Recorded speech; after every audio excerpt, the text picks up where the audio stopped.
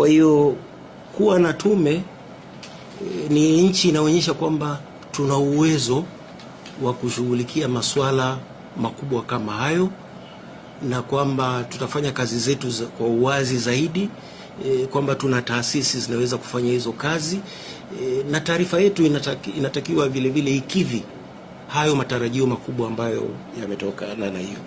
Kwa hiyo taswira kubwa ambayo unaiona hapa ni namna gani tunaiambia dunia kwamba tuna uwezo wa kushughulikia changamoto zetu na kuzipatia ufumbuzi. Tunao mwenyekiti wa tume, Jaji Mkuu mstaafu Chande. Yeye ni mjumbe wa tume nyingi sana za kimataifa. Ni mjumbe wa tume ambayo inachunguza kifo cha katibu mkuu mstaafu wa Umoja wa Mataifa. Ni mjumbe huko Darfur, Sudan, Ethiopia, na tume yake ni ya kimataifa.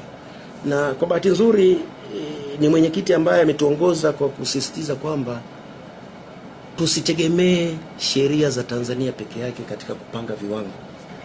Tuangalie viwango vya kimataifa, kwa sababu taarifa yetu itasomwa, itapimwa katika viwango vya kimataifa.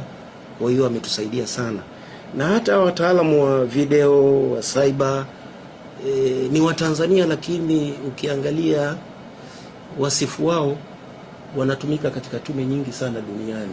Wengine wanaenda Afrika Kusini, Uingereza, wanatoa mada.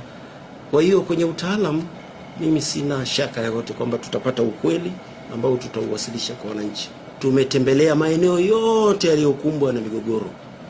Tumeongea na watu wote waliohusika, majeruhi, waliofiwa, waliopotelewa na ndugu zao, wote wameleta ushahidi, na sio ushahidi wa ana kwa ana, lakini vile vile ushahidi wa viapo.